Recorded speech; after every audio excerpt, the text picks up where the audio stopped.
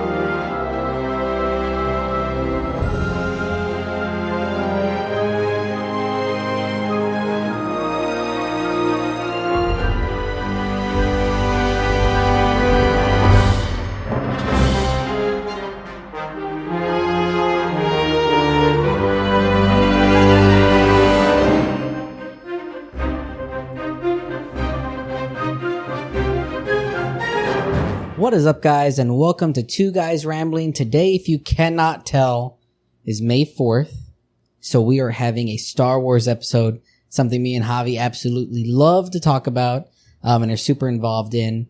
But first, please like, comment, subscribe, and make sure that you are sharing us with two friends. That way we're trying to grow our community here as much as possible. We're trying to get to 100 followers, or 100 subscribers on YouTube. You can find me on Instagram with Pars and Cigars, where I post a lot of our stuff on there as well too. And then make sure that you are, listening to us on Spotify, the podcast. You can find us everywhere on all major media platforms, Spotify, Apple Music, Amazon, all the good stuff. So let's get into it. I'm Matt. I'm Xavier. And I'm super excited about this episode today. I'm like super nerds. Javi's, if you couldn't tell, Javi's dressed in a onesie. For everybody, so hot. For everybody who's listening on Spotify right now and not watching the YouTube video, he's in a full Chewbacca onesie right now. It's so hot. I've got Yoda sitting next to me over here, chilling out, holding that's a backpack. Some of my friends who are just amazing have let us use the Darksaber, as you'll know from like Mandalorian. And if you're nerds like us, you'll know from the first Jedi, who was a Mandalore, not the first ever Jedi, but the first Mandalorian Jedi, who ruled Mandalore. And then, of course, we have Luke Skywalker's famous green lightsaber as well, too. And this awesome Boba Fett Slave One ship. I don't think they call it Slave One anymore now, though. It's another name, right? I don't know what they call it, and I'm not worried about it because it's Slave One is what it's called. So I'm super excited about it. But the way we start every single, and of course we got Sean behind the mic doing all of our stuff for us and looking up and making sure we're not saying falsehoods. But with that, the way we start every single episode, Javi, how do we start every single episode? With a cut and a light. With a cut and a light, and that's what we do. So while we're cutting and while we're lighting, Sean is going to tell us a little bit about our cigars and a little bit, not so much about others. So let Sean do that. Sean, take it away. So be real quick. Javi is smoking the Tatuaje pork tenderloin. Say it right. It's a Tatooine. And it is a Nicaraguan full body. It was released August 6, 2010. And it's about all it. I don't see a strength rating on here. I'm getting this It's a solid medium to full. Yeah, I'm getting this from Half Wheel. It's a cigar website, I assume. You assume correctly. And Matt is smoking a 7/24/113. We cannot find anything on the web about this cigar because it was such a small and exclusive batch made by Joe Torres of Club Humidor. So that's about all it. Cigars. You hit a nail on the head. You know what? I think there's only one other company that sold the 7/24/113. I think it was Pravada. I think they sold some on the website for a little while. You good? Weird. Okay. What? Weirdest flavor I've ever gotten. What? You ever eat like bean and cheese nachos? Yeah, yeah. Swear to God, it tastes like that for a second. Let me see if I can get a flavor profile on it. I know it's going to be earthy. Yeah, earthy, chocolatey, probably. Tatooine-y. Sounds so weird. I'm so happy that we're doing a Star Wars episode. Oh my God, I forgot one thing that I want to... When we break, because at some point we're going to have to break because Javi's going to be burning inside of that. I think I'll survive. You think so? Oh, okay. Perfect. The longer we can go with you in there, I'm more happy about. But I forgot the big thing that I wanted to bring out. Have you ever seen the box set that I have? The Star Wars Legos? movies? Star Wars movies. No, I haven't. Super limited edition, super rare. Oh, yeah. That's when you spent like $200 on, right? Listen, we're not going to talk about how much I spent on it. Yeah. But, what do you call it? And then it has a letter from Mark Hamill inside of it. Dude. Damn. Yeah. Super cool. That's probably the most expensive thing I've ever bought for for a movie in general. Yeah. And I love Disney and I don't have anything that expensive for Disney. But Last Jedi, trash. Last Jedi was trash. Last Jedi is my least favorite of all three of 7, 8, 9. Honestly, I've never gone back and rewatched 7, 8, or 9. Yeah, I thought about going back. So I read Rise of Skywalker. I read it because the book, as always, is way better than the actual like movie was. Because there's a scene that shows like Kylo Ren going to where Darth Vader's palace was, and going through the remnants and finding the hologram, whatever it's called. Look up what it's called. The holocron. Is that what it's called? Yeah. The holocron. And he has to fight like this big ass one-eyed monster. And the planet's still filled with like Sith, I don't even want to call it. They're not sympathizers. They're like Sith, like occultists. So it's basically like, this is where like our version of like the highest of being lived. We're going to worship. Exactly. Mm-hmm. And so, like they lived there and like still like over the remnants, like still worship the remnants and stuff like that of where Darth Vader was. So like stuff like that got left out of the movie but I've got stuff that I want to talk about that movie because I truly think, I don't know if it would have been one of the best movies at Star Wars, but I think it had the potential to be a really, really good and amazing Star Wars movie. And I think would have helped revive what they lost. But I feel like they squandered it. Like, but what I'm saying is I think they could have made it back with that movie. 100%. I really, really do. But we'll get into that whenever we get into it. Yeah. And I think, we will also too, when we're talking about whatever we're talking about today, I have this guy that I work with who used to like do some work with YouTube. And I was asking him today, I was like, how is it like if I want to use like, oh, you know what else I forgot too? We're going to have a crawl. They just saw a crawl. If you're watching on YouTube, we're going to have a Star Wars crawl. That says Two Guys Rambling that I've made. And so they just got to see that and we're just talking about it now. But yeah, it's going to legit Star Wars crawl. Like that's look badass. Just like Star Wars, but it'll be Two Guys, all that good stuff. So they just saw that. That's I hope you liked it. It took me, I haven't seen it yet. It took me countless hours to make it. I don't think I'm gonna. If I'm honest, I don't go back and watch our videos. I don't listen to. I hate hearing myself talk. Which is funny because you're listening to yourself talk right now. Yeah, it's pretty trash. Do you hate it? That's hilarious, actually. I'm like one of those people where I'm like, I hate my voice. That's kind of funny because Javi also always tries to talk us out of wearing the headphones. Sometimes, yeah. But I dig them because they help us. Yeah, hear, like, I get it. They help us hear like feedback and shit like that too. So where are we starting at? Where are we? Okay, where I wanted us to start. Let's go. Let's do it. We're gonna talk about the worst. We're gonna rate our movies, but we're gonna agree, and we're gonna argue. Okay. On best to worst. We're gonna do best to worst. Mm-hmm. So this is my question for that. Are we including Rogue One and Solo into this? Yes. Okay, cool. Are we waiting for my top? My number one favorite Star Wars movie of all time that I can watch 1,000,000 times, not get tired of it. Empire Strikes Back. I respect it. Mm-hmm. Absolutely. For me though, Rogue One. Yes. I knew it. Rogue One's the best. It's the best because it's like, I love how they finally show that it's not always the good guys winning. Yeah. Like, yeah, they win, but like you're all going to die. But that's part of the reason why I like Empire Strikes Back. Yeah. Because we don't see the good guys win in that movie. Nope. Darth Vader and Emperor Palpatine definitely hands down win in that movie. And I will fight that tooth and nail because absolutely they do win.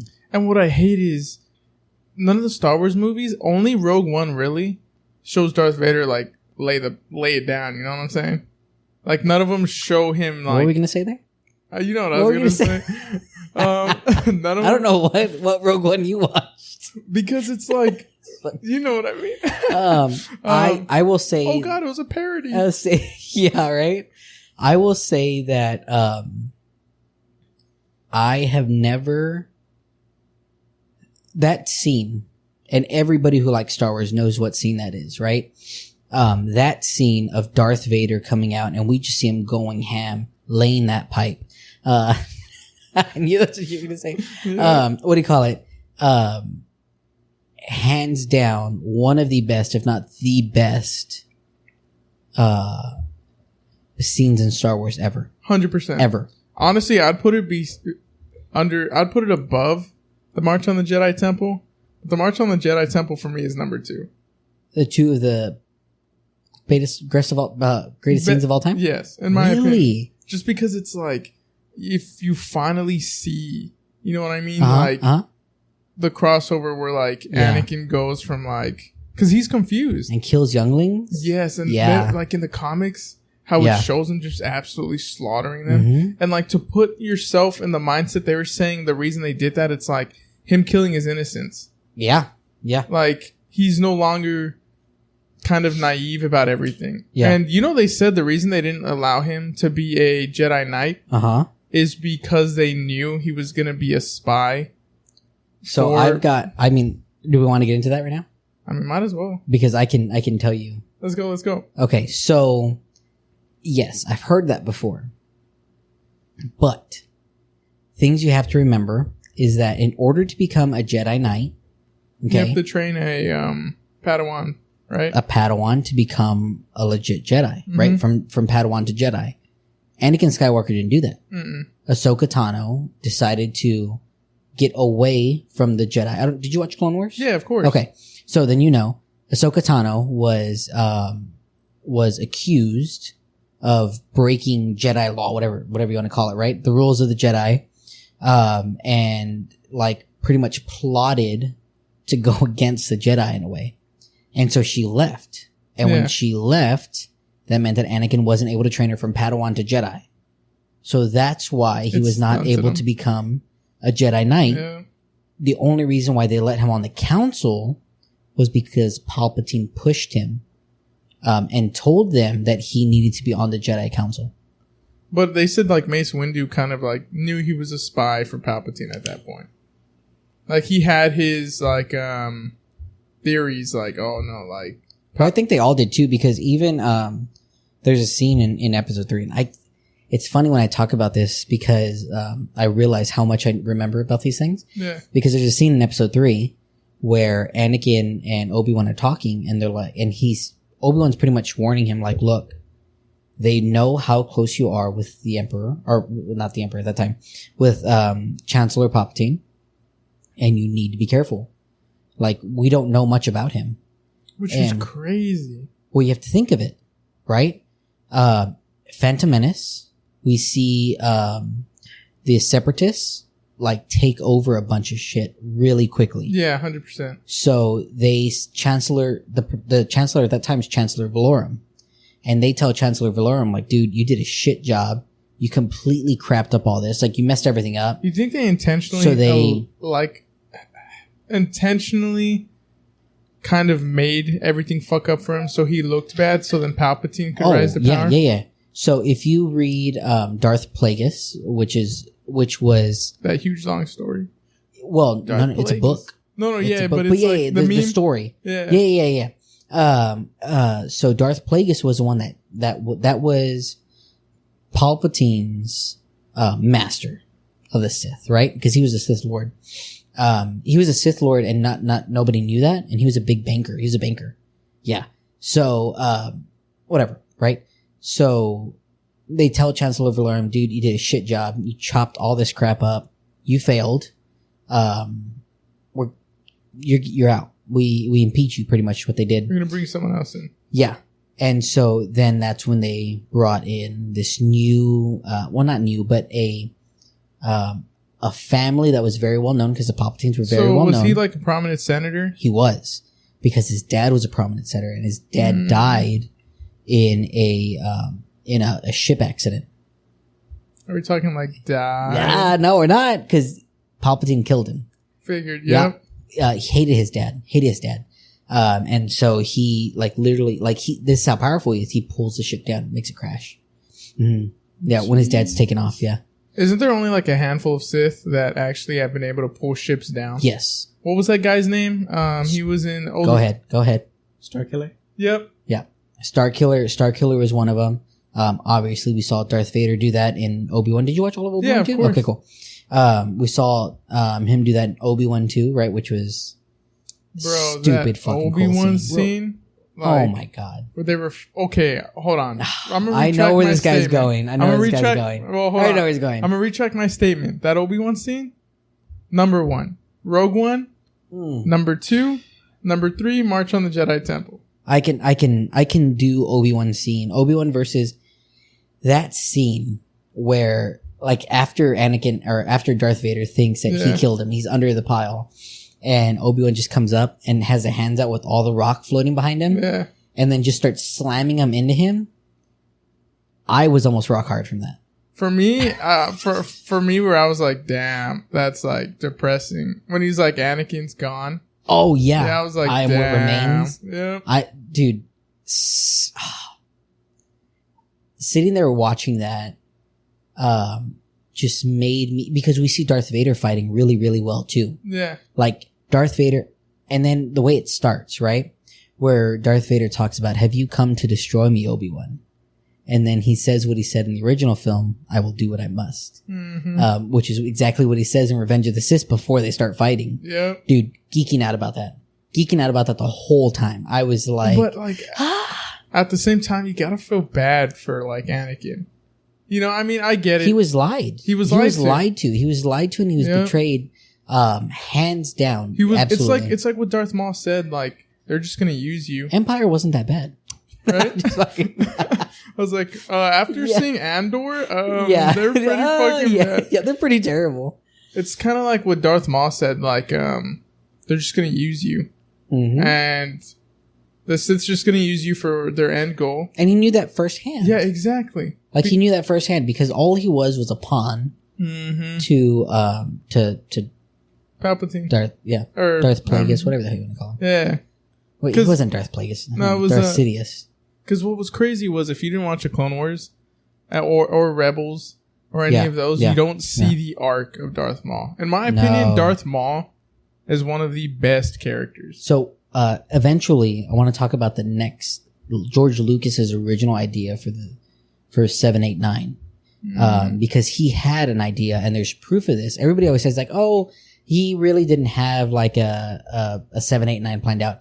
There's a book that's a very expensive book. It's almost like that Opus book that we saw. It's almost same size. And it is, there's a thing called Star Wars, Archives, I think is what it's called. And, it is, it's a huge, massive book that this guy wrote who was following, George Lucas, and for a few years, like, he talked about. Oh my God, it was his apostle, just like with Jesus. Write that down. Yeah, pretty much. So it's the Bible of Star Wars, pretty much. Damn. But he talks about 7, 8, 9. He had an idea of what he wanted to do, and I'll give you a little hint before we get into that later on. The main antagonist was Darth Maul. He's so good because, like, there's a thing. If you don't want to watch all of them and see what Darth Maul became, we should probably put this now. But if you haven't seen a lot of this stuff, spoiler, obviously I would hope that people would know that. It's definitely spoilers throughout this whole conversation. And I'm sorry because I don't know how long this is going to go. So, also sorry about that too. But love you guys. Love you guys. There's a fan edit. I sent it to Matt a while back. Mm-hmm. It's called Hatred, and it's like it shows Darth Maul's eyes, and it's like a fan edit on YouTube, and it goes over his whole arc. Like him in Phantom Menace. Oh God, that one was harsh. It's okay. Him in Phantom Menace. Him going in the Clone Wars. At the end of the Clone Wars. him freaking when Obi-Wan is old and he's hunting him in the desert. Like, and then when Obi-Wan kills him. That's like, such a good scene, too. Nobody knows that Obi-Wan kills him. Unless you watch Rebels, you don't know. Yeah, and then, everyone's like, oh, how was Darth Maul walking? Well, what are those witches called? Mm-hmm. Sean looked this up. Like Sith witches? No, they're his mom is actually one of them. Yeah, his mom is like the queen one or whatever. But it's the witches that bring the witches of Dathomir. I think so. But I'm gonna say, because doesn't Sidious go over there and start killing them? Yes. Mm-hmm. Yep. He kills his sisters, the sisters of Dathomir, or the witches of Dathomir. I think is what they're called. Because what happens in the Clone Wars is it actually shows what's going on before. No, now it shows all the way up to Order 66. It shows up to the minute of Order 66 and a little bit after. It shows up so far in Order 6. So, dude, I just love the way this universe works. Mm-hmm. Because one of my favorite characters, and we're going to talk about favorite characters here in a little bit, after we get past our favorite movie that we're still on. I don't even know that. We're still on number 1. Did you know that? Oh, God. Oh, God. Oh, God. Yeah, I know. Talk about two guys rambling. There's a scene in Clone Wars where Obi-Wan and Ahsoka hear Order 66 going on. And they feel it through the Force. Yeah, I remember that. There's another thing that happens that one of my favorite Sith Lords, who's not, as of right now, not canon. He's Legends, who that plays into a little bit. And then we also see that in Episode 4 when Alderaan is exploded. And there's that scene where Obi-Wan is like, it's almost like 100 or 1,000 voices all cried out for help. Yeah. The same, but I just love how this universe works like that right now. Yeah. And my problem with 7, 8, 9, I don't feel like that was in there. No, not at all. But we'll get into that more later. I forgot where we're at. Oh, we're at the sisters. What were they called? Night Sisters. Oh, Yeah, the Night you're Sisters. Night Sisters. You were close enough. Yeah, they're the witches of Dathomir, right? Yeah. Yeah. Witches. So basically, they kind of helped create Darth Maul they're also known as the Daughters of Dathomir. Daughters of Death. Okay, there cool. we go. So what's crazy is their planet. It's like weird, like voodoo demon shit. Yeah, it's Like- all magic. It's called what's known as a planet bathed in dark energies. Oh, yeah. There we go. Yep. So they basically made Darth Maul has a brother, for those who don't know that. Mm-hmm. And my favorite scene from the Clone Wars. So Darth Maul takes over Mandalore, has the dark saber and everything. Yeah. Well, once Darth Sidious or Chancellor Palpatine picks Anakin, because first he had Darth Maul as his apprentice, because Darth Maul is stupid powerful. Like, I think people kind of skip over that, how powerful Darth Maul truly is. Because of the way he's taken down. Yeah, exactly. But he gets first he gets a weird spider lower half. Yeah. And then his brother goes up to him and is like, what's wrong with you? Because he's going crazy. And Darth Maul. He's literally in trash. Yeah. He's living in this. If you picture a trash planet, He's there. that's where he's at. Yeah. It's just piles of trash everywhere. And he's created these tunnels throughout. And his brother finds out that he might be on this planet. They don't know. He might be on this planet. So his brother goes in there, falls in the tunnels, and then that's when he sees him and he's like, what happened to you and stuff. Yeah. And he just starts ranting about how much he hates Obi-Wan. Yep. Everything is his fault. Yeah. His brother pulls him out. Him and his brother kind of I forget how they get to Mandalore. But essentially he fights it's the Queen of Mandalore. Yep. Takes the darksaber. Who is Bo-Katan's sister. Mm-hmm. Yeah. Takes the darksaber, becomes the ruler. Obi-Wan goes over there, tries to fight him and all that. But because Obi-Wan falls in love with the Queen of Mandalore. And she's also in love with Obi-Wan. And Darth Maul's like, you know what I'm going to do to get back at you? He kills her right in front of him. Yeah. And it's one of the sad, I feel so bad for Obi-Wan in that instance. Because it's oh my, probably the love of his life. The only girl he's ever going to love in his life just gets freaking killed by Darth Maul. That's always been crazy to me too. What's up? Aren't they supposed to not love? That's exactly. Just what I was the going to hard say. part. That's one of the craziest things. Weren't they meeting in secret and stuff? They were, and he would often be over there on Mandalore, and talk to her and stuff like that. He would go over there just to see her and stuff like that. And I want to say there's a scene in Clone Wars somewhere where she kind of like talks about that too. She was like, "You're not supposed to be here," kind of thing. And I think that's one of the craziest things, and where we see these two arcs, because Obi-Wan knew about Anakin, and Padme, hands down, he knew. And even in Episode 3, and people can shit on Episode 1, 2, and 3, but I don't think they're that bad. They're not. I think they just mainly shit on the CGI. I think so too. And it's like, think about the time period. Exactly. You know what I watched the other day? Mary Poppins. You know when that movie came out? 1964. 1964. And can you tell me how, dude, it blew my mind almost that they were in cartoons. Like a Roger Rabbit type thing. Obviously they weren't that good, right? But I was like, how are they doing this stuff in 1964? Goddamn. Before like CGI was like really a thing.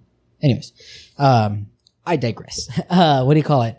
But yeah. Like that's one of the things that blows my mind is that we see these two prominent Jedi.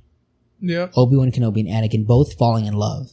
And one goes down a completely dark and terrible path down it. You know what I mean? Feel like that's Palpatine's fault for like putting stuff into his head. Absolutely. But also I think that Anakin's also not weak-minded, but easily impressioned. He's impressionable. That makes sense. You know what I mean? Huh? Manipulated? He's easily manipulated, I guess. Yeah. But then you have to remember too, like he lost his mom. Yeah. And we see that rips him apart. When he goes and kills all of the sand people. And even says the women, the children, I slaughtered them like animals. Mm-hmm. Like just knowing that, you know what I mean? Like it's because he had that hatred in him. Mm-hmm. He had that from dog a very young in age. him. Yeah, from a very young age because he was always a slave. But I love the theory of who his dad is. Plagueis. Mm-hmm. So I was reading. I was like reading up on stuff. Yeah. So there's two theories. It's either Plagueis or Palpatine. Yep. Did you read that? Yeah, I read that. And because the whole point all along was to make him the chosen one. My favorite one is Plagueis, though. I like that one a lot. Yeah, kind of seems like... And I kind of feel like that makes more sense. Because why would Palpatine do that to his son? I don't know. See, and that's what I'm saying. Like, I kind of feel... At the same time, he killed his dad. But. Yeah, all right. I kind of feel like that makes more sense that it was Plagueis, because Plagueis was the one that was obsessed with midichlorians.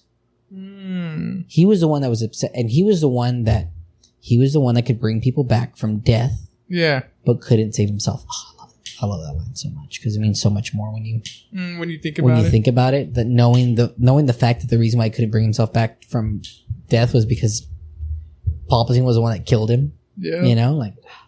But real quick with tangent going back to Darth Maul. And what's crazy is when he's ruling Mandalore, Sidious shows up and starts fighting him and his brother at the same time.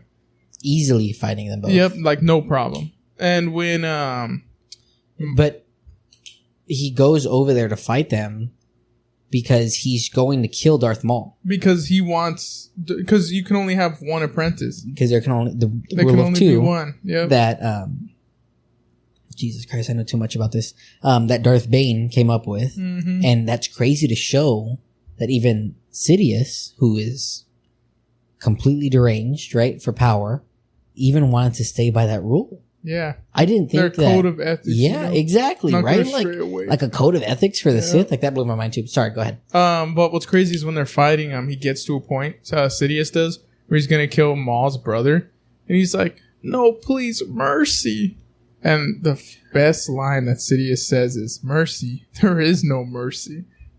And he starts like electrocuting him and his brother. I was like, damn. For a cartoon, dude? Yeah, that's crazy, right? It is. That's crazy. So good.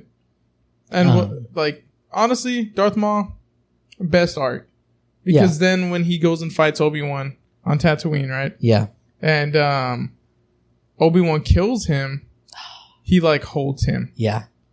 And like, well, because they're standing there. Yeah. They're standing there and Maul is talking to Obi-Wan. And he's saying, "Why are you here?" He goes, "Oh, you're running."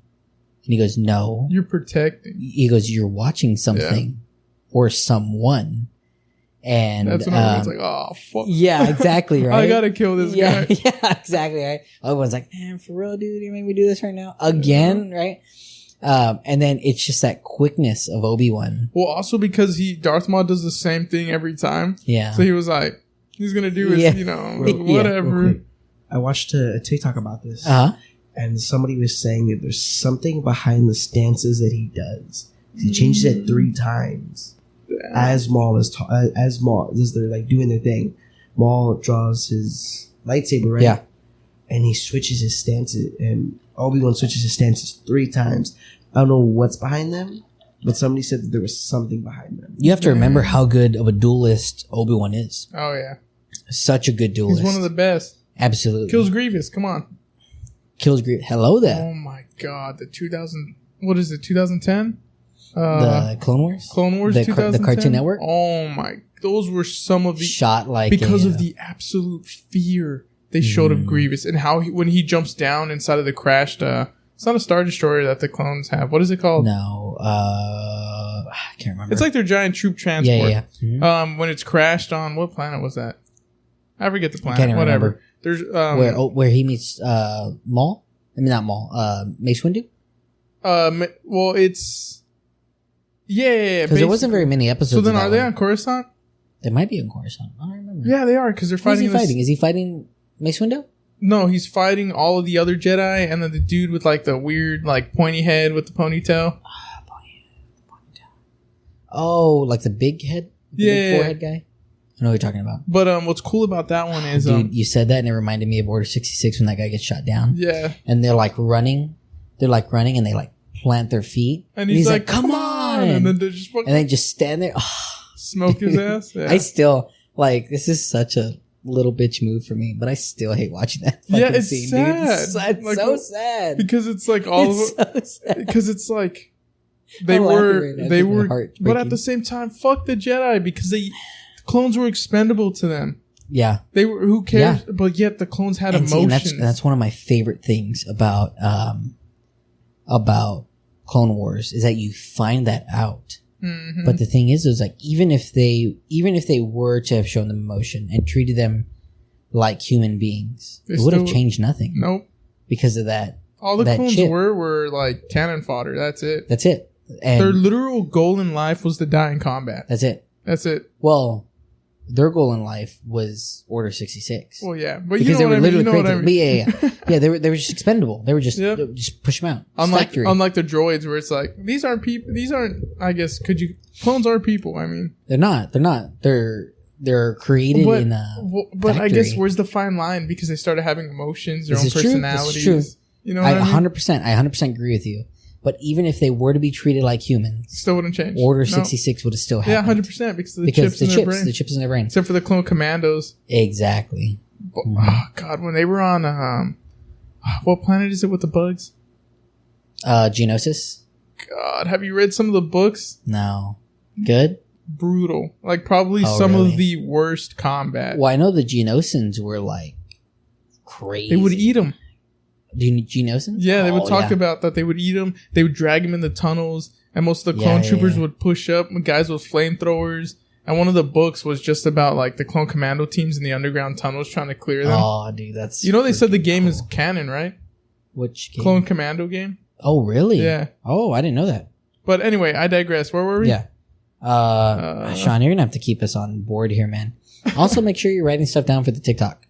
Like whatever you think would be good TikTok, so we need that too. Unfortunately. If you haven't followed us on TikTok either, please do. I'm working my ass off over there, so please show us some love on TikTok. Where were we? Darth Maul, pretty good. Clones. I think I found the planet that you're talking about. Hypori. That's where what happens? Where Grievous fights all the Jedi. I think. Oh, that's what okay. Which makes sense. Yeah. It makes sense. That it was yeah, that's where we were. Okay. Yeah, that's where we were. We were talking about the 2010. What's so cool about that scene is the absolute fear they're able to project. Yeah. Because they're inside of like a crashed, I guess, the massive starship. Mm-hmm. And all the Jedi are huddled together. Some of them are wounded, and they're looking out like little slits. And all you hear is like, it's quiet because all the droids surround them and just surround them and sit there. And like, you see Grievous for like a split second. Yeah. And then they're like, where did he go? Right. And they're trying to search for him. They're like, they just hear him walking. Like, because they kind of made him like an absolute savage in this one. So they hear him walking, and what they don't show is there's like I guess like a clone commando group, but they're not, because it's Captain Fox. Okay. But they painted their ship to make it look like basically look like, you know how in World War II they'd make their fighters with like look like tigers or something. Yeah. So they made like their sharks and yeah, shit. they made their ship look like that. And so they're coming in to kind of like rescue them, to get them out of there. Uh-huh. But Grievous, before they get there, he falls from the ceiling, and the first person he kills, he lands on their head with his foot and kills them. So good. Then he unhooks all 4 arms and just starts fighting everyone at the same time. So good. And he starts like killing Jedi left and right, killing everybody. And then that's when like those clone troopers bust in with their ship, kind of get him cornered and start shooting at him.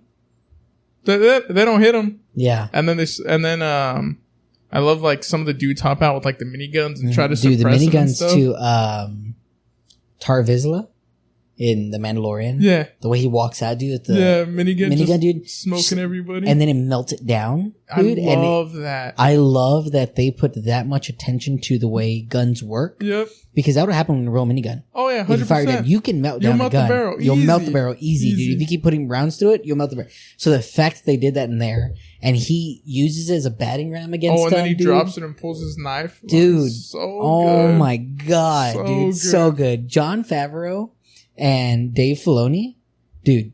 And to think like he has a son, but he's willing to die for the cause. Yes. You know what I mean? All because Din Djarin saved his son. Yeah. Like that's where they had their arc, and he realized like, no, Din Djarin is one of us and is like does have our best interest in heart. Mm-hmm. And the fact that, and then when those, I don't even know what they're called. I don't remember what they're called. The Red Troopers. I know what you're talking about. Sean, look this up. Look up what the Red Troopers in The Mandalorian are, because I can't remember what the hell they're called right now. But the way they walk out, all badass, all 3 of them, dude, they just surround him and then easily take him Aren't down. they like the Imperial Guards or whatever? This is after Imperial Guards. There's something else. There's something. They're a version of the Imperial Guard, but aren't like they increased. like kind of like on the border of like Force users? They're more of like a super soldier. Oh, okay. Type thing. Like it's like a Marvel super soldier type thing is more of what they are. And then they're trained hardcore, right? On how to duel. Mm-hmm. And if you look at, I'm kind of mad we only saw them like once. Well, you see them again. But then they die They die easy. They die really easy. You know what else too? Hot take. This is my first hot take. Getting fucking tired of Grogu. In the sense that he does nothing. He's just. I'm like, dude, let something happen. Like this whole time, I was like, dude, he's gonna like, cause he's jumping over those things while they're attacking him. It's not that. Don't look up Red Mandalorian. Look up Red Troopers from Mandalorian. Or maybe like Red Guards? Red Guards. Yeah, that might be even better. Like I was waiting so long for him to use the Force, and all he was doing was like pushing them and stuff like that. Mm-hmm. No, dude, like come on, man. Like let this do something. Yeah. What is it? The Praetorian Guard? The Praetorian Guard, yep. Kind of like the Roman, sounds like the Roman name. And they were, dude, super badass. I really, really dug that. That was super cool. Yeah, honestly. But I really hated how in, okay, back to the movies. And basically which one, is it The Last Jedi with, what's his name? Snoke? Well, he's in, Force Awakens. Okay. And he's in The Last Jedi. It's Force Awakens where she teams up with... Force Awakens is the first one that came out. Okay, so then which one's the one where she teams up with Kylo Ren? That's she does it. They do it twice. They do it in The Last Jedi, where that's when he uses the Force to turn the lightsaber and... Okay, that's what I thought was bullshit. You're going to show me Snoke, you're going to hype him up, and then kill him immediately? Yeah, that kind of sucks. I wish we could have seen him get a lightsaber. Yeah. You know what I mean? Isn't there like a bunch of clones of Snoke, though? Yes. Yeah. We'll get into that. But then they completely, they're like, oh, there's clones of them, but at the episode 9, all of that we're building's gone. And this is why I think that what they're doing with Mandalorian and then Ahsoka when we see in August, what they're doing with them is trying to build what they did, rebuild what they exactly. destroyed. They're trying to fill in plot holes. It's confusing because Jon Favreau, I believe, one of them said it. Oh, the episodes not all of those, like Force Awakens, all of them not canon. Don't consider them canon because they were like, oh, they fucked up everything. Really? I think that they know that they can't just do that. You know what I mean? So that's why I think that they are trying to fix some of what they did there. Yeah. Because this is probably the better and the easier way to do it, right? Like fixing that stuff. That's why we see Gideon, right, with his clones. Yeah. And he says, I was so close to making a Force-sensitive clone. You destroy that for me, whatever. But yeah, I think that's... I don't know. I just hate them because it's too much of... It's not Star Wars in my opinion because it's good guys always win, no matter what. It's like they don't though. Like if you look at all of these timeline in Star Wars, good guys don't always win. They don't always win. And that's part of the reason why I like Star Wars so much, because it's a movie where the good guy does not always win. Except for, we're going to use our piece of shit ships and we're going to jump into where Palpatine is. Yeah, we'll talk about that. I have a rant about that. He's going to use his lightning to bring them all down. And then we're going to be okay. Down. We're going to be okay. And then they win. And I'm going to go on a rant about that. I'm like, you built up all this for this moment and you just destroy it like that. I wasn't mad about them bringing Palpatine back. Neither was I. That didn't upset me at all. Because I was like, dude, because even in the books that happens. In the books, he has several. So there's several things that happen in the books. He has a few outposts around the universe. Yeah. Where when he's slayed, instantly he'll go into another body. Instantly. Crazy. There's a version of him where he goes into almost like a red suit, and his face is shown as a projection. Oh, I've seen that one. So that's one of them. And then there's one where he regenerates like this. And I actually read somewhere, super cool. I read about this and it made sense to me. I think it was like Screen Rant or something like that came up with this, or kind of brought up this theory that in Return of the Jedi, when he didn't want Luke to join him, that wasn't the plan. Mm-hmm. The plan was to do the same thing that he wanted to do with Rey and get into his body because he knew he was old. He knew that his body was already deteriorating. That's crazy that he can possess. That's bodies. why he walks around with the cane and stuff like that, right? That you see him walking around real hunched and low, right? And what he wanted to do is he actually wanted to get in to Luke's body because he knew Luke's body could handle his power. And so he would have just taken over Luke's body. Yeah. Which would have been fucking crazy. You know how cool that would have been? So or cool. Even Rey becomes the enemy now? Yeah. And he gets into Rey's body? That's what I was going to say. Even if it wasn't Rey. Yeah. Even if he didn't get into Rey's body. Even if he got into Kylo's body.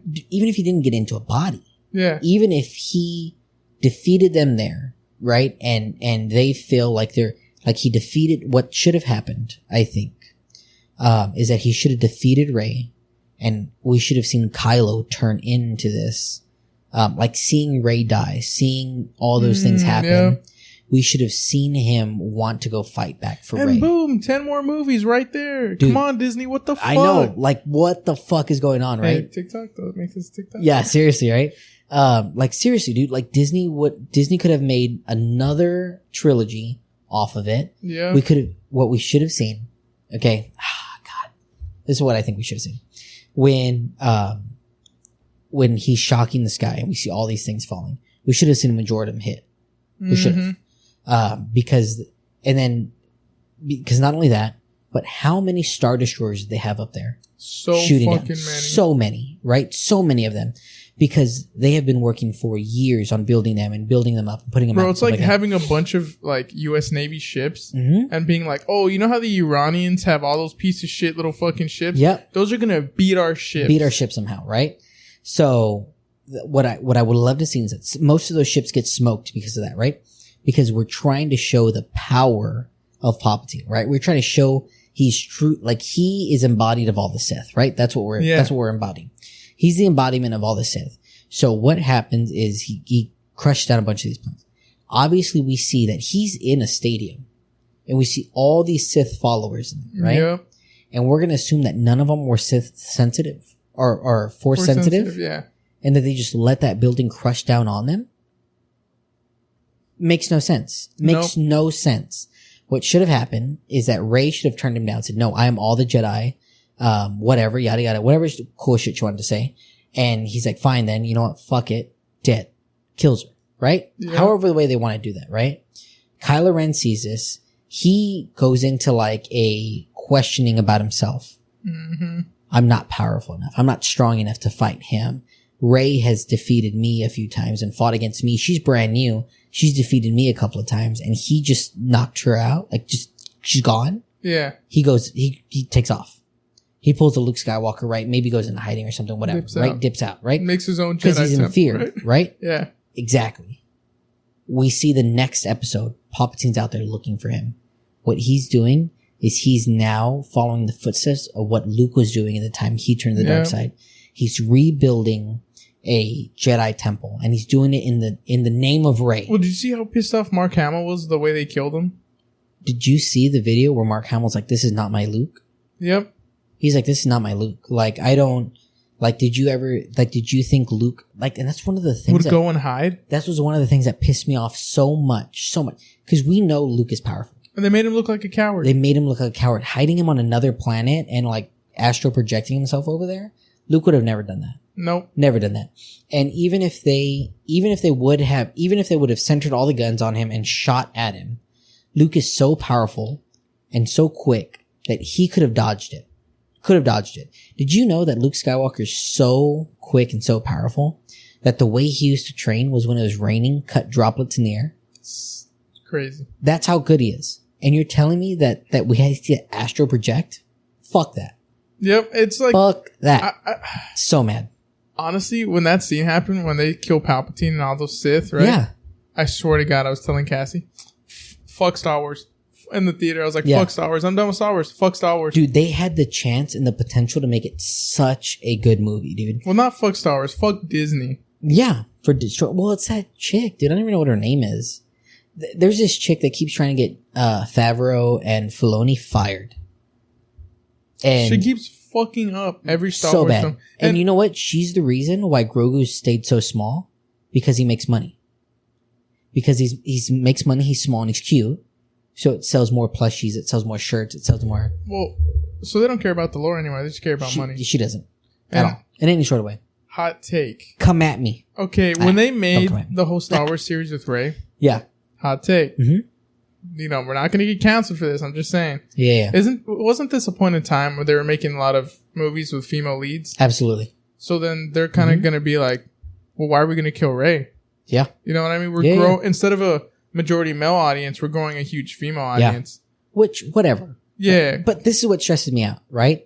Is that everybody was like, oh, well, you're just knocking her down because she was a strong woman character. No. Fuck that. Like you can pack that shit up and take off. Yeah. Because Ahsoka Tano is one of the best Star Wars characters Bro, I'd watch movies to ever exist. Mm-hmm. How, like, the way Clone Wars ends with her fighting Maul, and she pulls this badass shit where she cuts the hole in the floor and they drop. Yeah. Amazing. I love the way she uses two sabers. Two sabers? Great. Are we going to forget about, I don't know, Padme? Yeah. Are we going to forget about Princess Leia? Like, are we going to forget about these women, these strong women characters? What's her name? Mon Mothra? Are we going to forget about these, like, these key Star Wars characters that are women, and we're going to say, oh, because we didn't like Rey, that, oh, we just don't like women in Star Wars? Fuck no. That. Yep. Fuck that. Whoever says that, fucking stupid. They're just trying to fight. The other thing is, I bet you anything, they don't know a lot about Star Wars. Nope. Because then we look at, God, Sean, look up who Count Dooku's apprentice was, because I can't remember her name. Do you remember her name? No. But she was another... Oh, you good? Yeah. For those audio-only listeners, careful. I was hitting my cigar with the torch, and one of the pieces of ash fell in my hand. I just dropped your cigar. Fuck. Oh, that's what I get for laughing. You saying Count Dooku's, right? Yes. No, you said... No, Count Dooku's.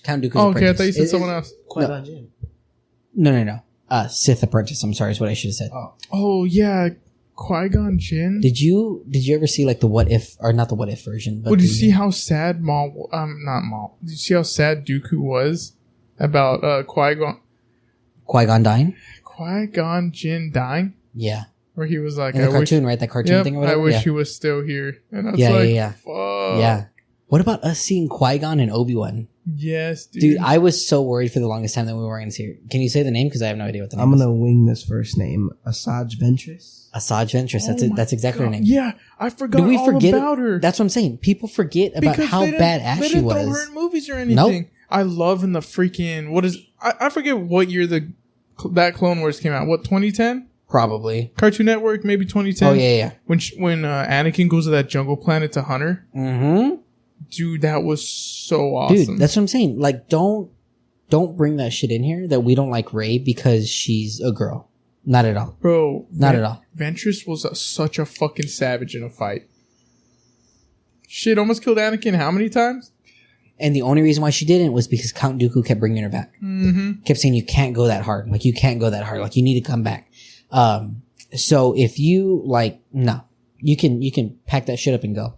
Because that's not... Yeah, if you think we don't like them just because Rey's a woman, nah. Fuck you. Yeah, no, fuck that. Because...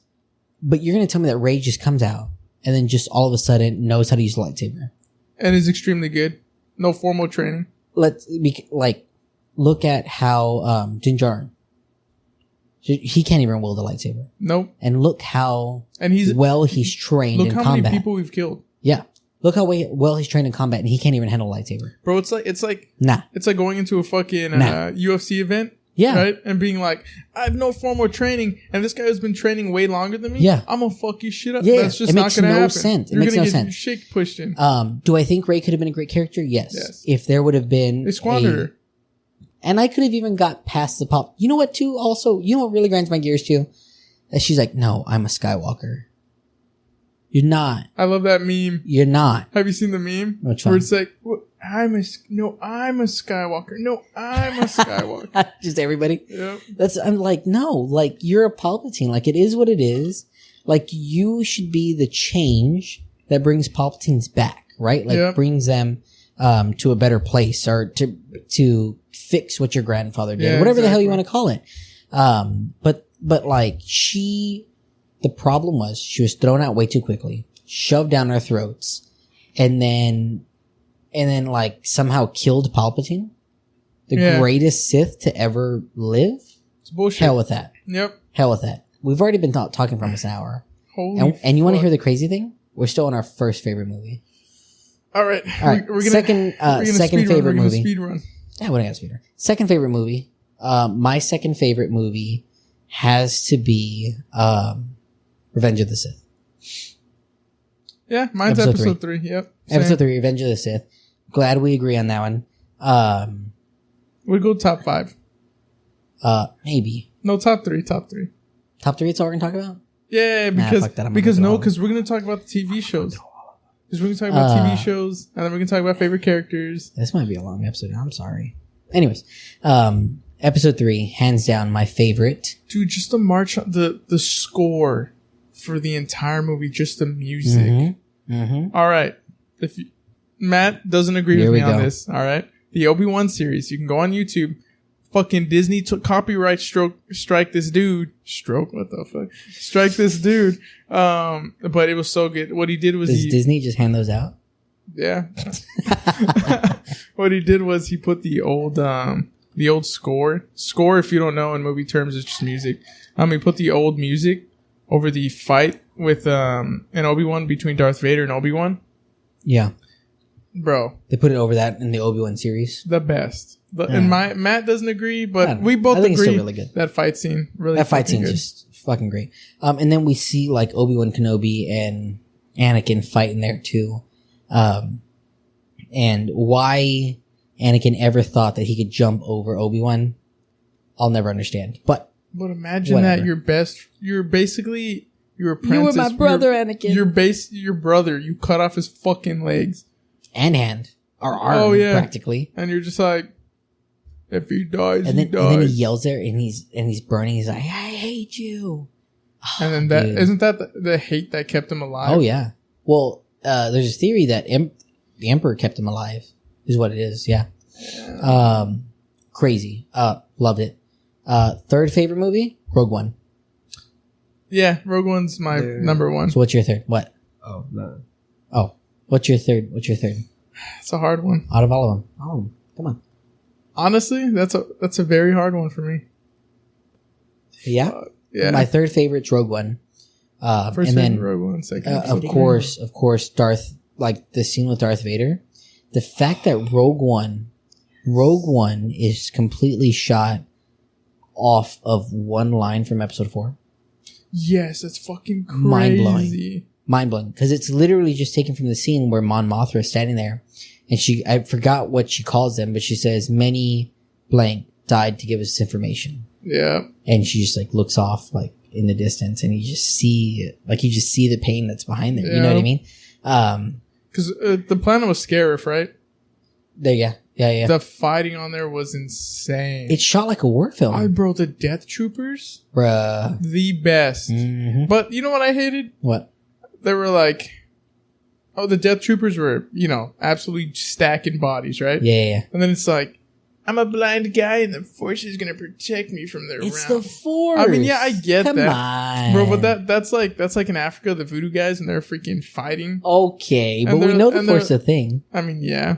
Jesus is going to protect me from these bullets.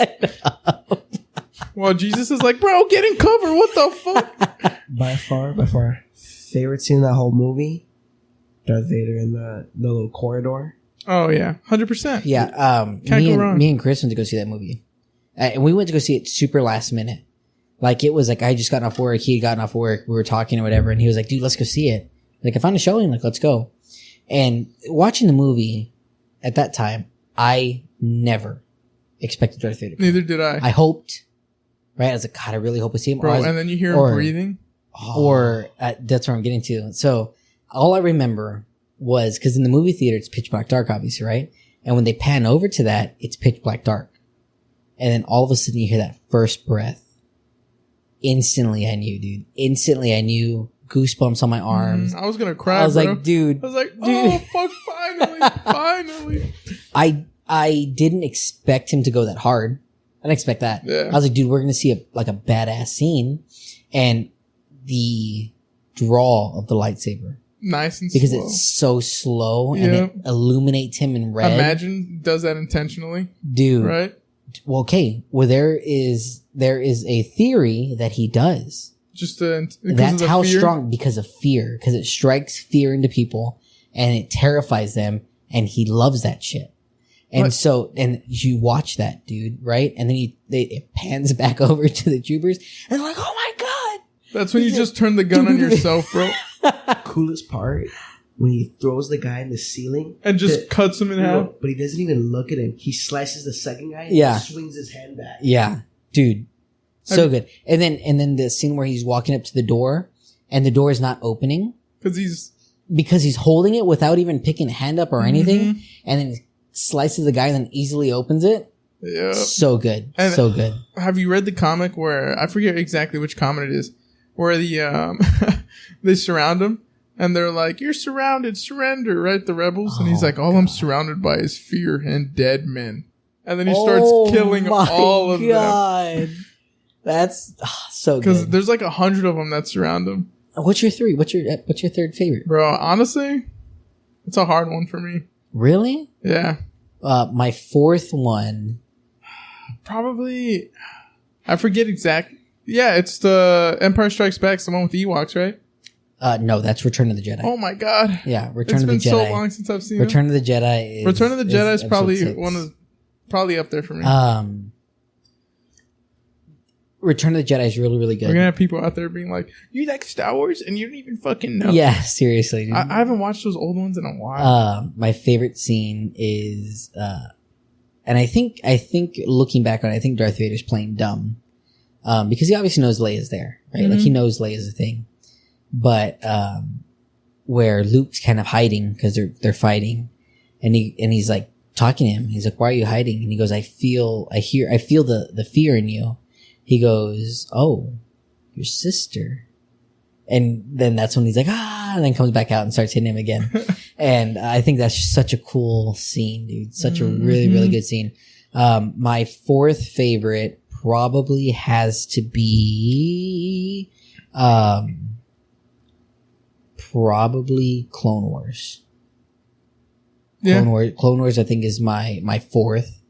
100%. Yeah. It's the best because it shows really like what the grunt level clone is going through. You know what I mean? And then you have that badass scene on Geonosis where all of the Jedi are there and Geonosians and the droids and you get to see Count Dooku, right? When Count Dooku's fighting. And then when they behead Jango. Oh, yeah. And dude, and Mace Windu's looking back at Count Dooku after it's done, and just like mad dogging him. So good.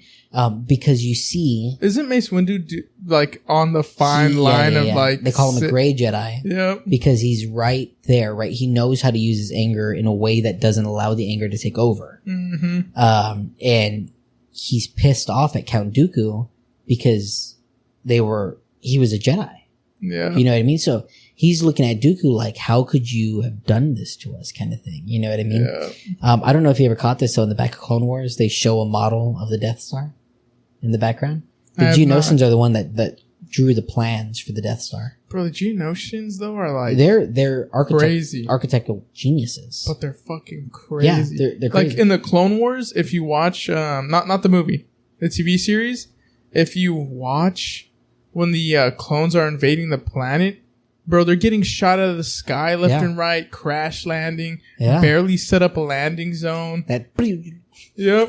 That green stuff. Yeah, barely set up a landing zone, and it's like they're losing hundreds just for like just for miles. Yep. No, maybe even yards. Yeah, probably. And the Clone Commando books though, crazy because it's pitch black. I never get this. Okay, clones. Maybe it's cheaper this way. Clones wear the helmets. Why don't they have night vision like in their visors? Why do they use flashlights? Yeah, that's true. Why don't they have night vision thermal? Why do they have to use binoculars to zoom in? Never thought of that either. Because don't the Mandalorians, they have all that?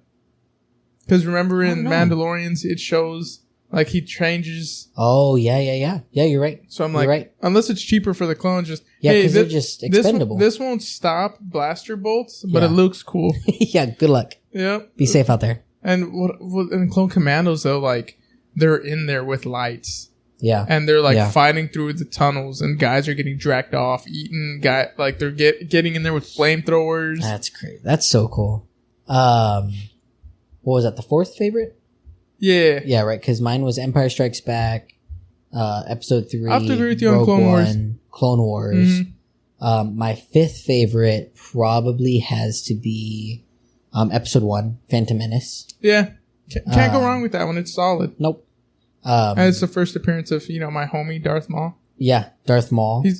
I never had a problem with Jar Jar. He's annoying. He's funny. He's annoying. He's good comedic relief. Do you know what happens after comes a Sith Lord? No, right. I know, right? Do you know what happens to him? He dies in a ship crash. Nah, what happens? So after everything happens, after the Emperor takes over, I don't know if you remember this or not. Doesn't he become a senator or something? After episode 1, he becomes a senator. He becomes a senator of Naboo, which is what Chancellor Palpatine was. When they find out that we're going to war with the Separatists, it's Jar Jar that brings up to the Senate to give emergency powers to the Chancellor. Exactly. Was he acting dumb intentionally? That's what people say, right? Because he's part of the Sith, whatever, yada, yada, yada. So he gives, emergency power over to the Chancellor. So the Chancellor is able to make decisions on a whim and do whatever the hell he wants. And people know this, right? Because then people back Jar Jar up and say, yeah, we need to give him power so that way he can do whatever he needs to do to help us in this war. To get us on war footing. Exactly. Well, obviously, we know what happens, right? Emperor takes over, all that good stuff. Well, people know that it's Jar Jar's fault. Partially, right? Because Jar Jar was the one that brought this up. Don't tell me they lynch my man. They don't. Oh. They make him into a jester. And they make him, he goes back to his people, on Naboo, and they banish him again. and they tell him you're not welcome here, and pretty much everybody does. And so literally what he has to do is he has to be a jester on the streets of Coruscant, even to make money to buy food. And he dies like that. Mm-hmm. Because like, and there's even a scene like, and I want to say, I can't remember what it is. I think it's in Darth Plagueis' book. But they pretty much like somebody asks, "Oh, who is that, Mom?" And she tells him like, "Oh, that's the reason pretty much why we're here." Mm-hmm. Damn. Yeah. And so like that's pretty much how he has to make his money to survive. Fucked. He has to become a jester. Yeah. So so that's my 5th favorite, Phantom Menace. 6th favorite is definitely A New Hope. Yeah, I got you. I can agree with that. I like A New Hope a lot. Obviously, first movie we see. Star Wars, we get to see a lot of we can see a lot of really cool effects. The way 4, 5, and 6 are written, and the way they're filmed, where there's this really, really cool documentary on Disney Plus called Lights and Magic or something like that. I don't know if you know, can you look this up? George Lucas's net worth? Isn't he like really he's a billionaire, multi-billionaire. But because of his advancements in CGI, because of him. Also, he sold tech. Yes, tons of it. A lot of what the shots that they made cameras to shoot specific scenes that he wanted to do. So is it kind of like James Cameron's the one who makes Avatar, right? Mm-hmm. So is it kind of like how he kind of changed the way they film in water and stuff for Way of Water and Avatar? Yes. Where they're like, okay. He literally but George Lucas and his team, they literally invented cameras to shoot specific scenes and different techniques to do things. How much is he worth? $5.12 billion. Yeah. Damn. That is as of April 25th, 2023. Yeah.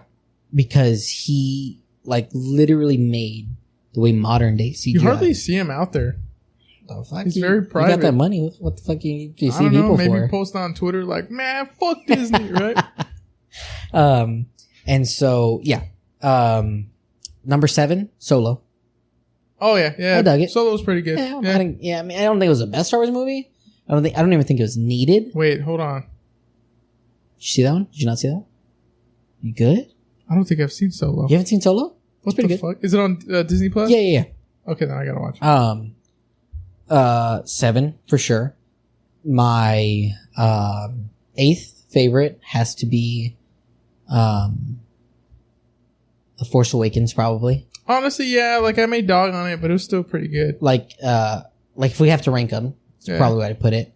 It is probably Force Awakens, The Rise of Skywalker, and then Last Jedi. It's my least favorite. I can agree with that. Because Last Jedi was just dog shit. It was just. And I told you about it briefly, but I guess I'll tell the audience and Sean.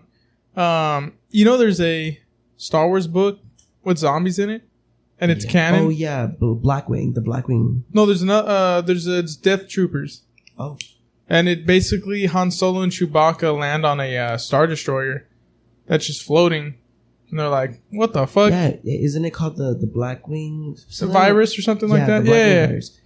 There's a cool. So I think it's like somebody made a cool ass trailer. It's like this stormtrooper standing in front of like the main deck.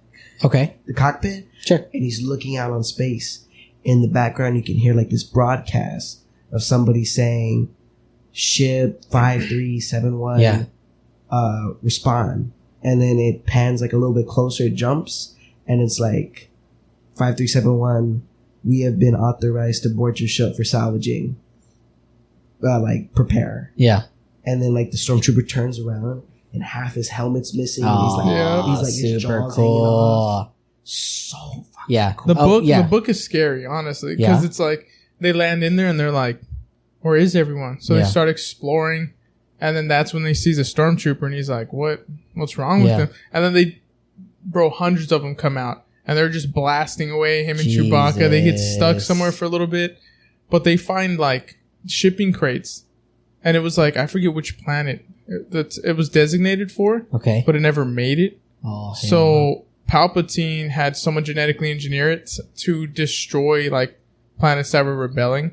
Okay. But it never made it, and they said it was canon, and I believe the cleanup crew involved Darth Vader. Like, really? to, like, kind of I think they just destroyed the ship. Like, they at that point, why the hell not, decimated it because, bioweapons are bad. Yeah, I really want to get into, first of all, I wish we could see some of that. Like, yeah, it would be cool to see those kind of things because it shows us sides of Star Wars that we really don't see, but that we know are out there. I really love, like, Andor. It showed the prisoner side. Dude, Andor was stupid good. Mm-hmm. Way better than I thought it was going to be. Same. It's kind of like what Loki was. I didn't think Loki was going to be that good, and was a fucking banger, bro. It was so good. The scene where the classic Loki is like breaking up Asgard, and he's like laughing and bringing it up at the same time. Such a good fucking thing. You know what? I think what we should do from now on is when a season of something like that ends, we have an episode on it. Fuck it. Right? Why the fuck not? Anyways, I think that's super cool, and I really, really dig that a lot. Like, that was super, super cool. Yeah, it was good. We should have a Sopranos. I need to watch it. I Watch it. We should have a Sopranos episode. You haven't watched Sopranos? Never. So good. Never seen it. I've seen the watches of The Sopranos. Sean, when we're inside of an Italian restaurant in Vegas, yeah. I wanted to say so bad, "Where's the fucking baked ziti?" Because he says it so much. That's fucking funny. Bro, baked ziti's so good. I almost said it at Olive Garden the other day. Really? Because, like... Okay, hold on. Real quick, though. Carmine's in Caesar's Palace. Okay. In Caesar's Palace is... the best. The best Italian food I've ever had in my life. 100%. When you come back and... Fuck Olive Garden. I was going to say, when you come back and you go to Olive Garden, I'm like, what the fuck is this? I only go there because, like, my sister-in-law and her kids love it so much. Dude, I'm like, why? Why do I have to go to... Bro, went to Olive Garden the other day. Yeah. I was like, oh, I'll take, the 5 cheese ziti or whatever. Yeah. Sorry, sir. We don't have that. We're out of stock on that. I was like, the fuck am I here? Carmine's would never. What am I here for? Yeah. Let's go into favorite characters. Darth Maul. Boom. I picked 5 because I couldn't pick one. I can pick one. Darth Maul. That's Boom. it? Well, no. Darth Maul. Then, the cliche Din Djarin. Well, no. Honestly, Darth Maul. Honestly, Anakin. Din Djarin didn't even make my top 5. Yeah. I just like him because he's like, brutal bounty hunter. It was Yoda, Darth Vader, Count Dooku. Are we including Anakin and Darth Vader, or no? We're talking like... I'm talking about Darth Vader. Okay. Yeah. Yoda, Darth Vader, Count Dooku, Obi-Wan Kenobi, Darth Nihilus, and my honorary 6 was Ahsoka Tano. Well, what about... What's his name? Which one? Blue dude. Blue dude.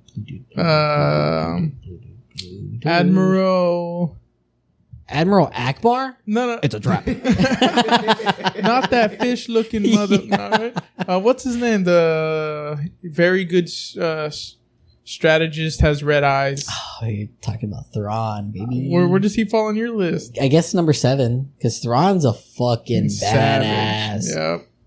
Bad. And he's going to be in Ahsoka Tano. Thank God. He's going to be Ahsoka. We need to see him. Do you know that his book, the way they first debuted, was called Heir to the Empire? Let me ask you this. How many aliens work for the Empire? Like, none. Aren't they xenophobic? Just one. Thrawn. Yeah. Just one. There's just one that works for the Empire, and it's Thrawn.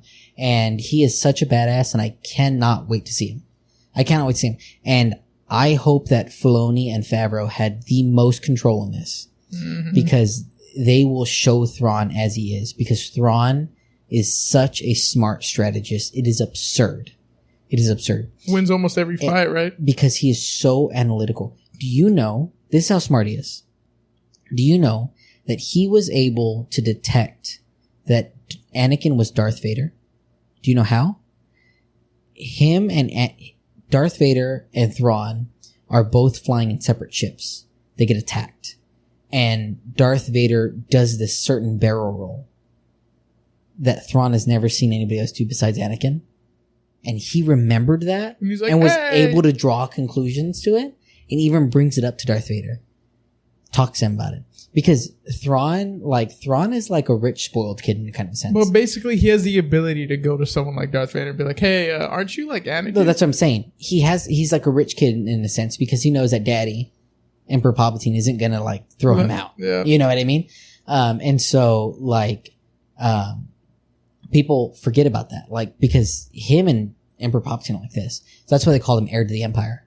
Because after everything goes down, and when we see Moff Gideon walk into that room with all of the holograms, and he goes, well, Emperor Thrawn, or Grand Admiral Thrawn is coming back. And they're like, yeah, well, where is your Grand Admiral Thrawn?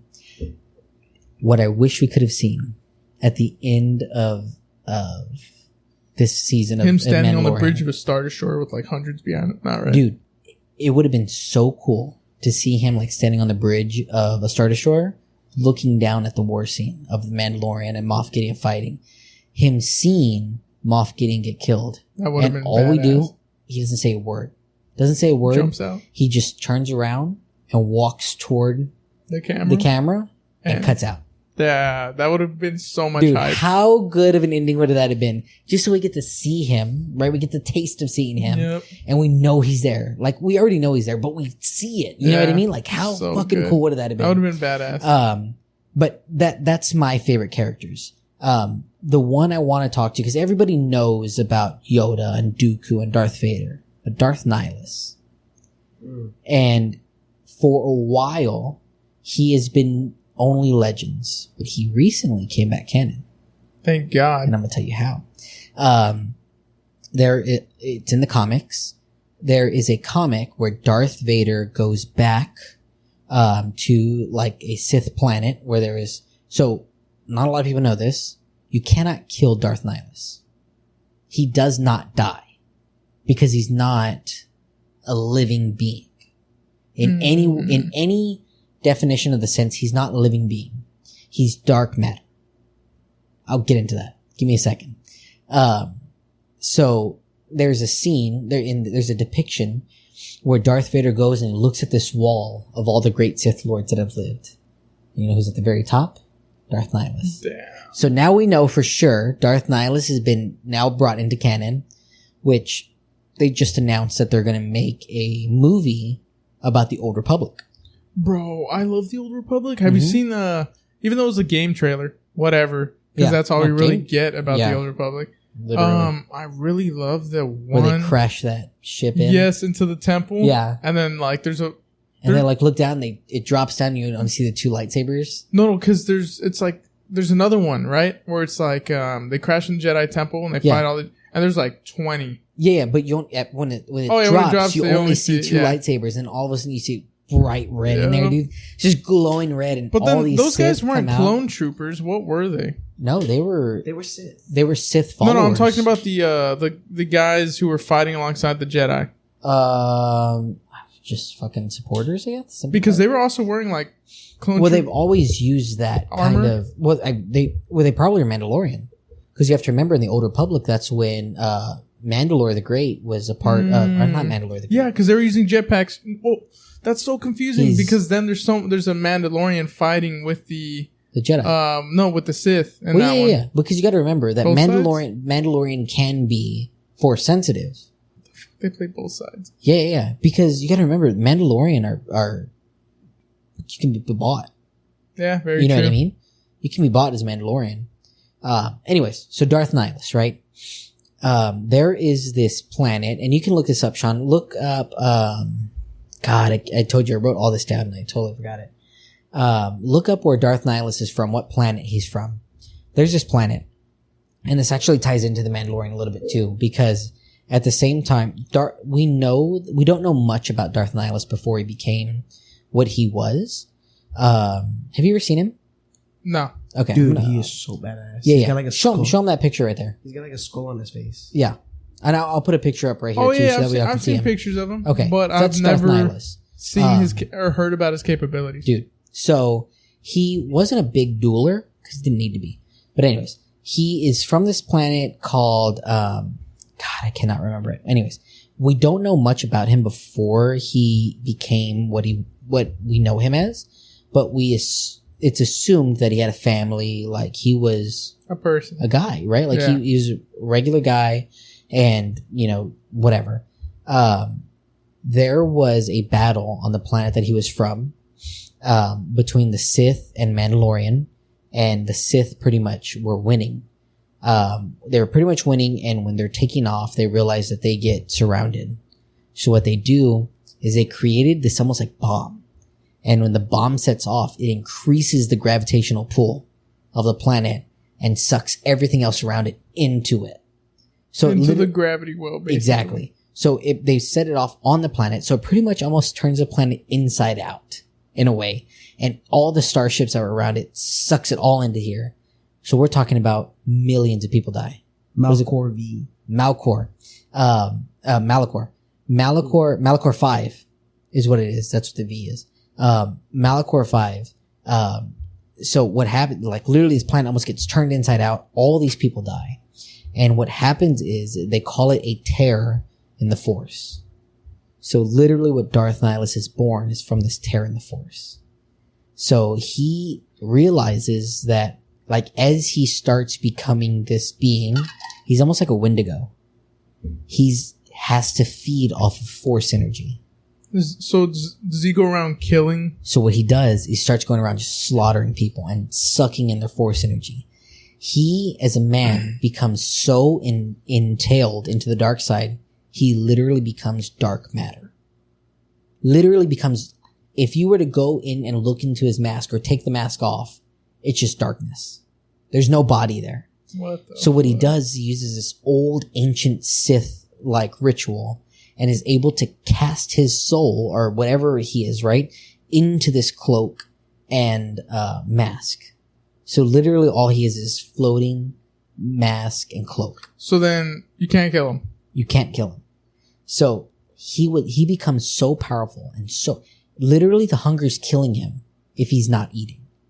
Literally he becomes so Force sensitive that he's sitting on a planet and drains the entire life out of a Jedi planet millions of light years away. How do you away. even combat that? This is what happens. There was another Dark Lord at the time named Darth Treya, and she was very powerful at the time too.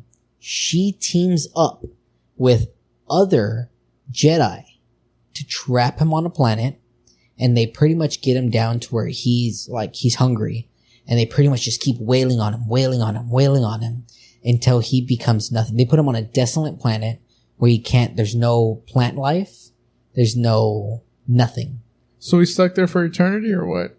Until, and this is what a lot of fan theories think, until somebody crashes there. Damn. All he needs is a little bit of life. Eats them. Takes up their Force energy. Because everybody technically has Force energy, right? Because the Force is everything all at once, right? Like that's what we hear Obi-Wan talk about. And so literally like all he needs is somebody to crash there. Or somebody to land on the planet and say, oh, like we're going to call this planet home. And he'll get taken. And then you get eaten. Yeah. And then, dude, how cool will it be to see, because he's still alive out there. If he reappears? Through all of episode 1 through 9, he's out there. So how long has he been alive? Well, now he's been alive for hundreds of years. Damn. Hundreds of years. The new greatest threat to the galaxy. And he's just there. They're existing. All by himself. Right? Honing his craft.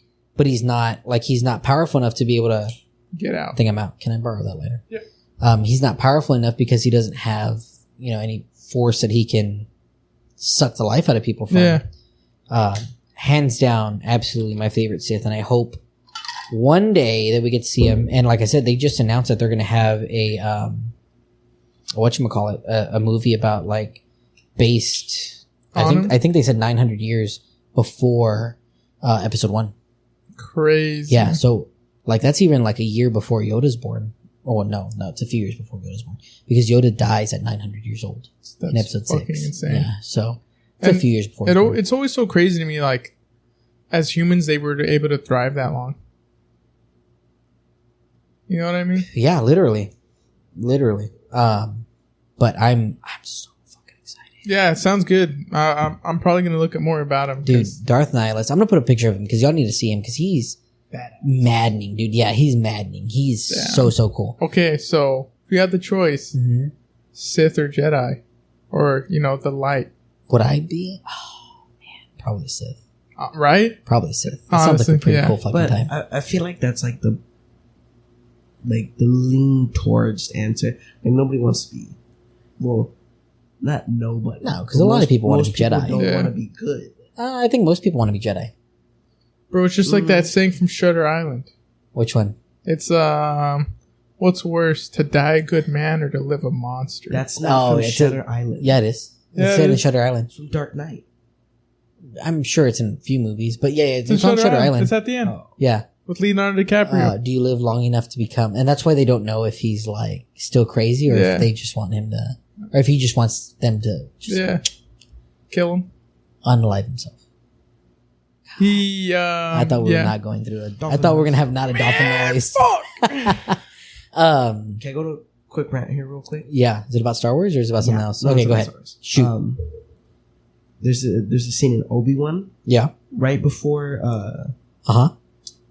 Obi-Wan takes off in the jet or whatever you want to call it. Before he takes off in it, and I don't remember how the episode went. Reva? Yeah. The girl? Yeah.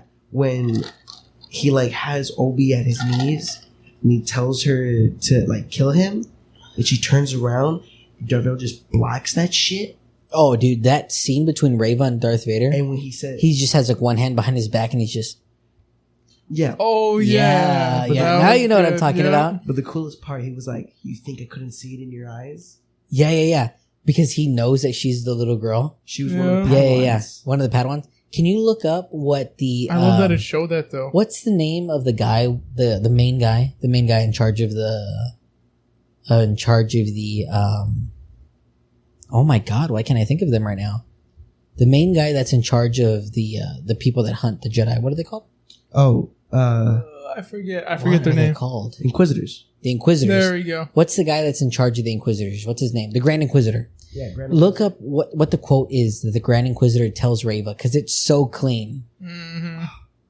I can't remember it off the dome, but I remember hearing it for the first time, and I was like, You know what I wish we could because have we thought he was seen? dead. When Darth Vader was hunting Jedi down with the 501st. Yeah. Because Well, like we never, like the thing with Kylo Ren, we never got to see. his group, Yeah, which was stupid. which we see them for a little bit because he fights them. Yeah, But like to see them like go around, because they were savages. Savages. After this, I want to talk a little bit about what George Lucas wanted 7, 8, 9 to be. Because you're gonna cry a little bit. You're gonna cry a little bit, man. It's gonna be a little disappointing. But you know, like, it's crazy to me that the 501st was Darth Vader's personal army.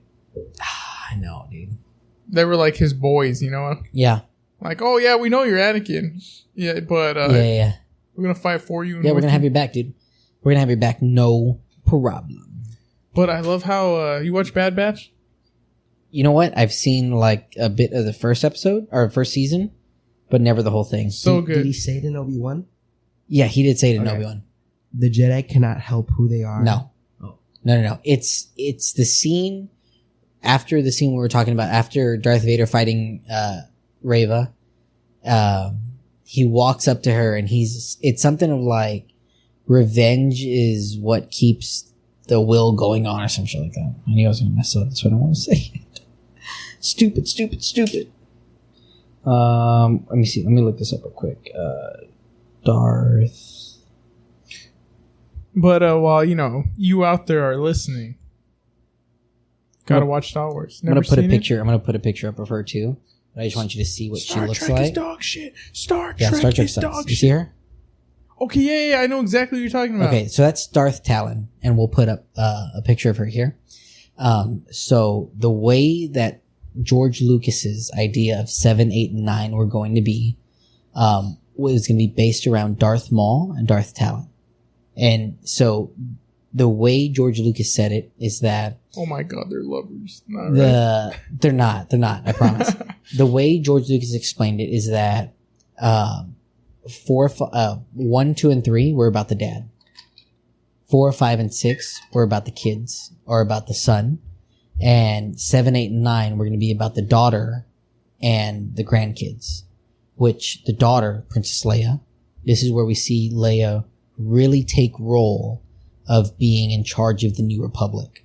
And her dad, who is, what? You're never gonna see it. Never gonna see it, dude. Where she really takes a role of being in charge, right? Like that strong person that we know Leia to be. She was really going to take charge and take care of like the political side of things, which we've always known she's kind of force sensitive, right? Yeah. You know what else kind of pissed me off too about 789, the one that we got? When she gets shot out into space and then all of a sudden just brings herself back in. It's like, come on, guy. Come on. Anyways. Nice and graceful too. Yeah, like, whatever. You can hold your breath that long? Yeah. So mad. So we really see her, and then we see Organa. He takes over as chancellor, and he becomes the head, and she works under him and helps out, like, and to support him. But we're never going to see that. Which you're never going to see, right? But we also see Ben Solo, and we also see I forgot what Luke's kid's name is, but it's Luke's kid that turns to the dark side. We never see Luke's kids. No, we never see Luke's kids. He turns to the dark side, and the whole thing is Darth Maul as the new Sith Lord. Darth Talon is who his apprentice is, and she's covered in tattoos, right? And she's never gotten a tattoo that wasn't won in battle. Ooh, so shit. everything that she has on her, which she's pretty much tatted from the top down. I've killed someone. Exactly. Tattoo. Are you sure it's a quote? Yeah, he says it. He says it to her.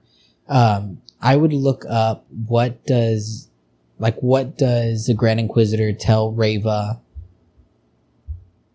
Like, it's called, he literally says, like, Hey, can we do tangent really quick? Yeah. Really quick, not Star Wars related, because Okay. we're talking about kids. You know that only Catholicism doesn't believe that Mary and Joseph had more kids. Other religions believe that they had other kids after Jesus. Really?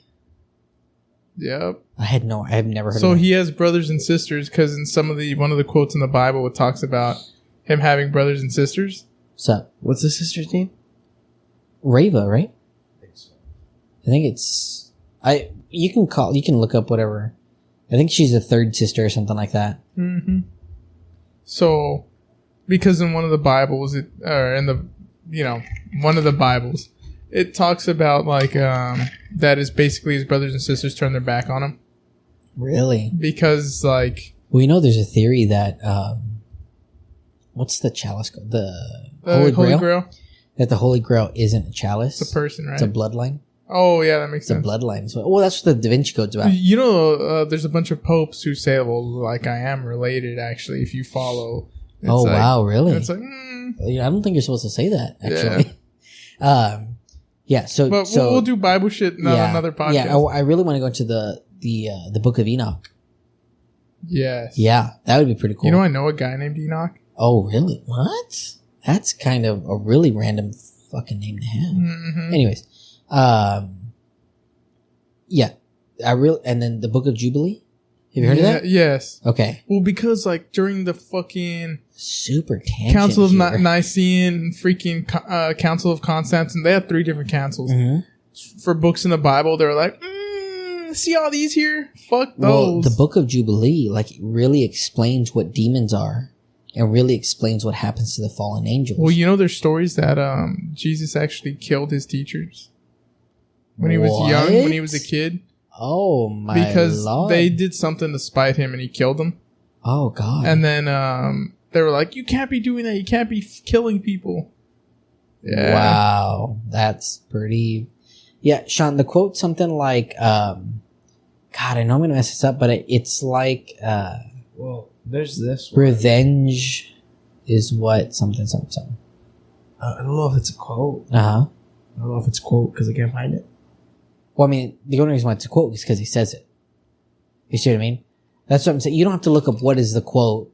I would just say, what does the Grand Inquisitor tell? Well, I did, and it's saying like "Hello, third sister" or something like that. Yeah, he says that. He says like, hello, third sister. And then he says something else. I don't care.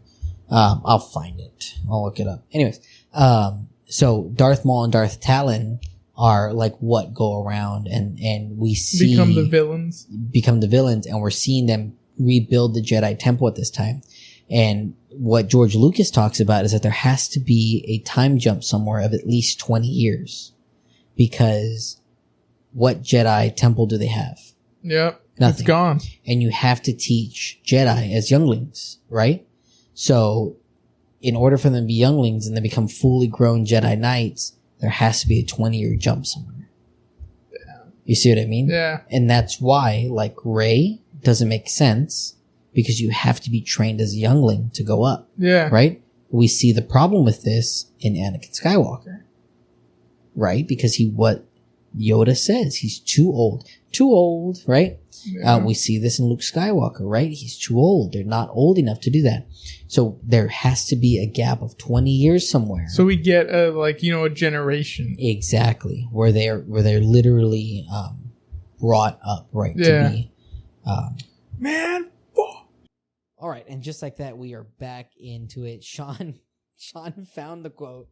Probably had it this whole time, actually. And then so go ahead and tell us the quote. So it starts with hello, third sister. Revenge does wonders for the will to live. Do you think your rage was useful? Now you are tiresome. And then they kill her, right? And then they kill her. Well, they think they kill her. Oh. And then that's when she walks out and I'm okay. I just Where is Owen Wilson? Oh wait, no, that's an actor. So this is the box set. This is what comes in the box set. I'm sure most hardcore Star Wars fans have seen it. It's called the Skywalker Saga, which is what 1 through 9 is. Which actually I didn't even know that this had the Rise of Skywalker in here and everything. Which I'm pretty sure it didn't. Is this a Mandela effect? Where are they? Yeah, I know, right? It comes with this badass signed. Oh God, I cried. Dude. Please don't. Signed letter from Mark Hamill, which is stupid cool. And look, it's kind of like see-through. Yeah, weird, right? My other favorite part, and I really hope that you can see this. Hobby, you hold that side. I'll hold this side. Tears it down the middle. Yeah, huh? Tears it down the middle. Ah, dude, I cry so much. It shows. I think our cups are in the way. Oh, are they? Well, let's lift it up a little bit. So it shows all this art from the movies that either was used or not used. But each episode has its own. So obviously Phantom Menace, episode 2, 3, so on and so forth. I love this scene with the Millennium Falcon, Cloud City. Look at that, dude. Bro, isn't that so cool? Mm-hmm. And then we get this one is The Force Awakens, which I didn't even know these movies were in here. And then this is bonus content that it has in here. And then this is Revenge of the Sith. Young George Lucas. Yeah, Return of the Jedi, The Last Jedi, The Rise of Skywalker. Damn. Crazy, right? Crazy. Yeah, super cool. I don't even know if you can buy this now, actually. Pretty sure they were. We'll Google it really quick. Pretty sure they were all done and sold and whatnot. We forgot to say that the Cut in the Light was brought to you by Club Humidor of San Antonio. So if you are in San Antonio, you do take a trip down here. We'd greatly appreciate if you go check out our friends at Club Humidor and tell them that Two Guys Rambling sent you. At any of their shops, go check them out. Go see how they're doing. They're amazing guys and gals that work there now. The whole team over there is great. If you're looking for good cigars. Did you hire a girl? Well, they have girls that work in in the Stone Oak, yeah, Stone Oak area, and they have everybody else. I was thinking San Pedro because I only go there. They have girls that work in the higher up as well too. Oh, yeah. Like in their so all of them are fantastic. Love and really, really good. So if you're ever down here in San Antonio, please go check them out. Again, tell them Two Guys sent you. There is an event coming up on June 4th or 5th. It's a Sunday. It's a Sunday. It's either June 4th or 5th, a Sunday in, it's Shadow Fest. I didn't even know that that's what it's called. It's called Shadow Fest because it's actually hosted by Matt Booth. And so that's super, super exciting. And I'm really, really excited to do that. Do we have anything more on Star Wars? I don't even know what else. No. I don't think we have anything else. No, man. we touched everything. As always, I hope y'all like this episode because this is a full-on ramble. How long have we been filming? Right now we're going an hour 43. Oh, that's not too bad. It's not too bad. It's about par. It'll probably be a little bit less than that. Say our cryptids episode was. Yeah, our cryptids episode. So the content's going to be a little mixed up. We'll reshoot the intro. me and Javi realized that the next episode was dropping on May 4th, which is Star Wars Day. And we're like, how do we not do a Star Wars episode? Yeah, you got to. And so we already shot this week's episode. So we're reshooting and we're going to release this one, on the week of May 4th. So this will technically be our 8th episode. The 8th episode is already shot, will now become the 9th. And then tomorrow we're even shooting another episode to make sure that we keep up with content. We are doing it, guys. We are doing the grind out here. We are trying to make sure that we are keeping up to date with all of our content for you guys out there. Guys and gals, making sure that everybody who's watching is watching good content. If you've not found us on TikTok yet, please go to our TikTok, Two Guys Rambling. We're trying to get to 1,000 followers there so we can start doing lives, and be able to go on and talk with you guys, smoke a cigar, and just live it up calls. on there. Take calls, take questions. As our, That'd be pretty fun. That would be really, really cool to do a live, like for a couple hours, you know what I mean? Just sit back, smoke a cigar and talk. The other thing too is that we, are always looking for more content. So whatever you guys want to hear about, if it is about cigars or golf or Star Wars or Marvel or whatever, we enjoy it all. I think there's not very much that we don't like talking about. That's why we started Two Guys Rambling. So we always love the discussions and the talks and the theories and we're talking about doing, a Bible, episode and, Catholicism episode would be cool too, and talk about the popes and stuff like that. Which would be really, really fun. And it's all stuff that we want to do. And our goal, I would say, is to get 1,000, followers on TikTok so we can start doing lives. We're looking for 1,000 subscribers on YouTube. So please like, comment, subscribe. Please, for the love of God, please. I'm begging. No, I'm pleading. And the place where we can really get the most amount of views right now is TikTok, right? Like, so we definitely need that traction. So if you haven't gone yet, you can find the link at the bottom to our link tree, go to the link tree, and just go through there, find the Instagram pages, we have a Twitter that we really don't use that we should start using, I guess. I didn't even know if you know that we had a Twitter. We have a Twitter. And then of course listen to us on Spotify, or wherever you find your, and 5-star us, all right? Yep. We need, and then if you absolutely have anything that is you want to talk about or listen or whatever it may be. Or even guest ideas. Yeah, guest ideas, people you want to see on. Like, I think at some point we're going to have a knife maker. Yeah, we're talking about having a knife maker come on. Matt Booth committed to doing an episode. Keith, the owner of Club Humidor, has already agreed to come on. Joe Torres has agreed to come on. So we have a long list. We have a long list of everything now that we're going to be have filmed out for 2 weeks out now. It's going to be awesome. Thank God. Which is going to be great. So, all we ask is that you like, comment, subscribe, and share us with 2 friends. Share us with 2 friends, send it out there, get everybody to do it, get your friends and family to listen, because we are trying to grow as fast as we can so that way we can bring more of this content to you guys. Trust me, we are definitely putting in the work. Javi's done a great job of getting content together. Sean does a great job while we're filming, making sure everything's running and working correctly. And I hope you guys, agree that I, do as much as I can when I'm editing and make things look well. Especially this episode that we're going to have this 2 Guys Rambling crawl is mind blowing. It's so much cool. So please like, comment, subscribe. But other than that, I think that is it. Do you have anything else? No, we're done. So with that, we appreciate you guys. We will see you guys next time. Like, comment, subscribe. And we'll see you in the next one. May the force be with you. Always.